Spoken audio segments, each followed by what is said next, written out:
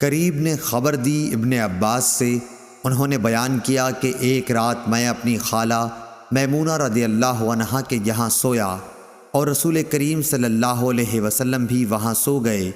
پھر رات کا ایک حصہ جب گزر گیا، آپ کھڑے ہوئے اور ایک لٹکی ہوئی مشک سے ہلکا سا وضو کیا۔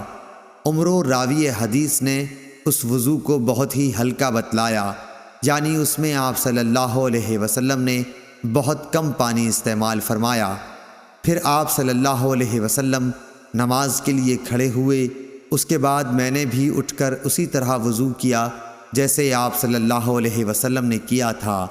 پھر میں آپ کے بائیں طرف کھڑا ہو گیا، لیکن آپ صلی اللہ علیہ وسلم نے مجھے داہنی طرف پھیر دیا۔ اللہ تعالیٰ نے جتنا چاہا آپ نے نماز پڑھی، پھر آپ لیٹ رہے، پھر سو گئے، یہاں تک کہ آپ خراٹے لینے لگے۔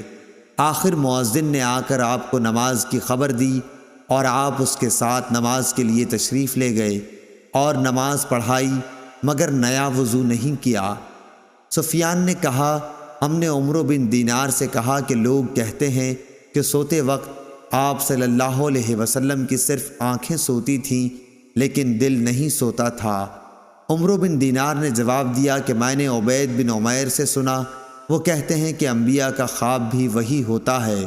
پھر عبید نے اس آیت کی تلاوت کی۔ ترجمہ: میں نے خواب دیکھا ہے کہ تمہیں ذبح کر رہا ہوں۔ صحیح بخاری حدیث نمبر 859۔